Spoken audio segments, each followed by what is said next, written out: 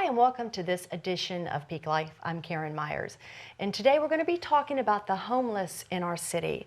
And joining me is Mary Riley with Human Services and Sam Howard, Director of CAST. Thank you both for being here today. Thank you, Karen. Thanks for having us. Now, approximately how many homeless people are there in the city of Chesapeake? That would be a good guess because we have no efficient way of really counting our homeless. Plus, in Chesapeake, our homeless aren't visible like they are in Virginia Beach or Norfolk. Whereas in Virginia Beach, they're at the ocean front, and down Norfolk, they're downtown. We don't have a downtown. We don't have a good place for them to hang out, so to speak.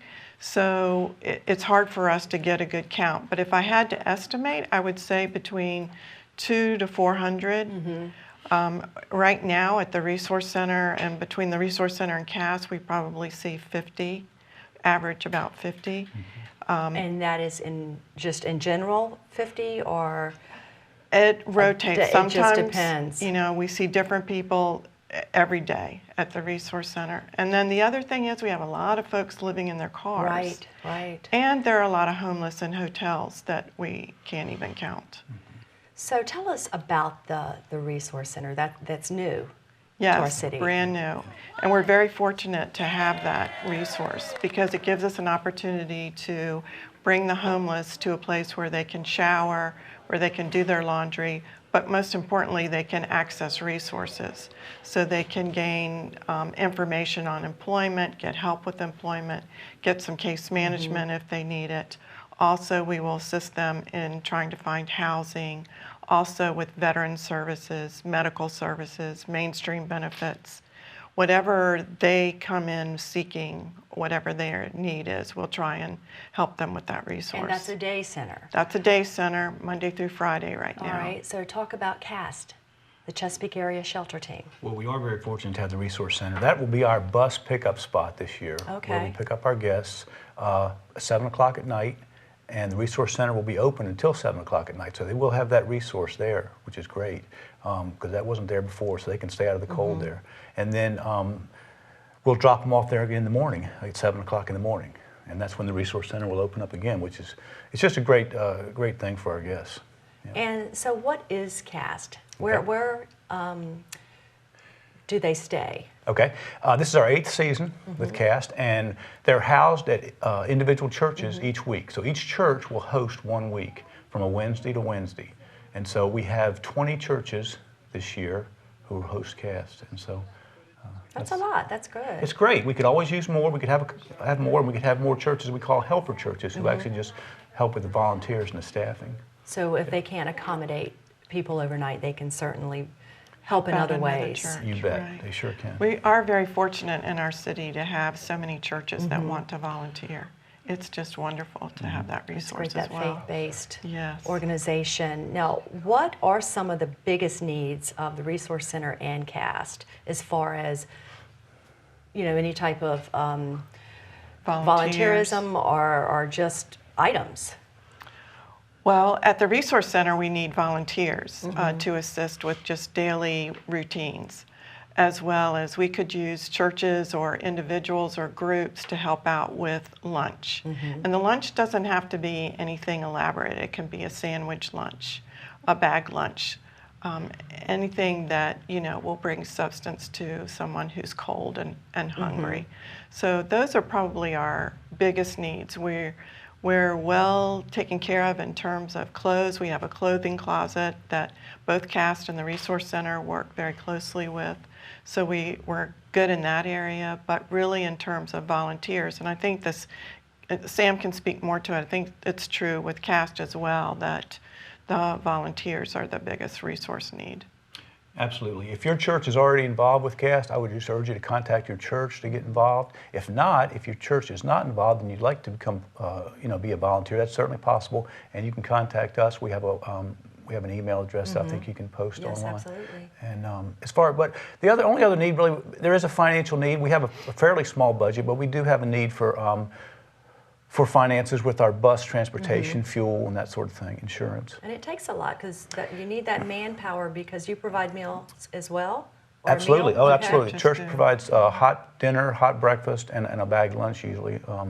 So, yeah, that's good. And that's definitely a need. So if someone can donate financially, can they do that as well for the Resource Center, or is that mostly It's mostly just items or donations? goods, yeah, donations.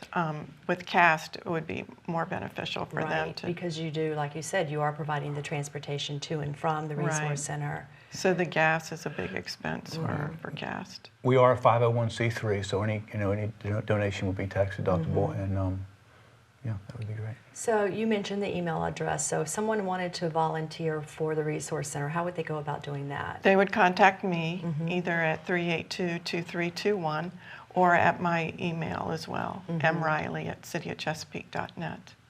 Now the Resource Center is fairly new. It sounds like it's just been a success, much needed. Yes, much taken off. Center.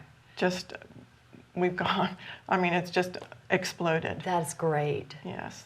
And so we are very fortunate, as I said before, to have this resource that the city has provided for our homeless folks.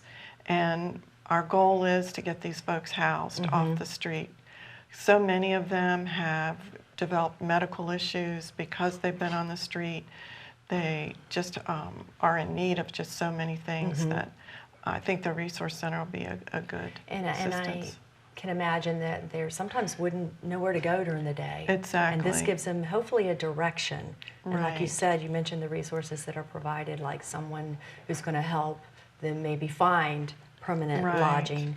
And Exactly. unfortunately, the homeless in our city is, and you and I have talked about it before, someone who is homeless may have a job during the day. Right, exactly. So there are a lot of working poor Right. in our city. Like I said before, there are folks living in their cars. We have folks that are living in old containers, in backs of people's trucks, on people's porches. Sometimes people let them in, but not always.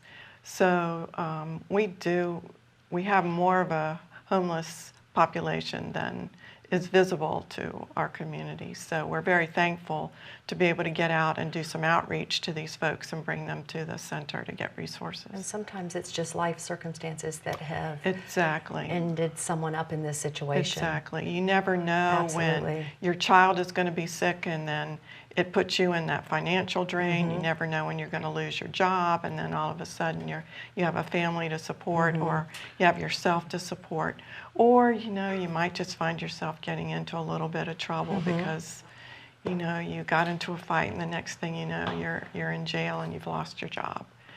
So there's all kinds of hardships. But we just got to get out there and reach these folks and get these resources to them. Karen, I got to give a big pat on the back to the city of Chesapeake. That was it was a huge undertaking for Mary and the city to put this resource center together, financially and just time-wise too. But this resource center has showers, has washers and dryers. These are facilities that the homeless don't have access to normally.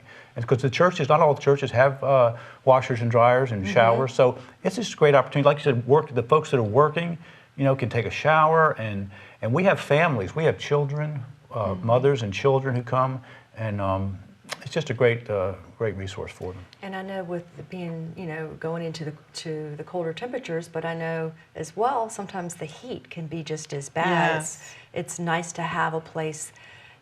I would think that someone who is homeless, this gives them some hope. Right. Which is Yes, important. It is important. Absolutely. And that's what the folks are telling us, that they're so thankful to be there and to be able to get out of the elements, that they didn't realize, what they were missing. Right. Because before they were either hanging out on the street, hanging out at McDonald's, or just trying to find a place either to stay cool or to stay warm. So.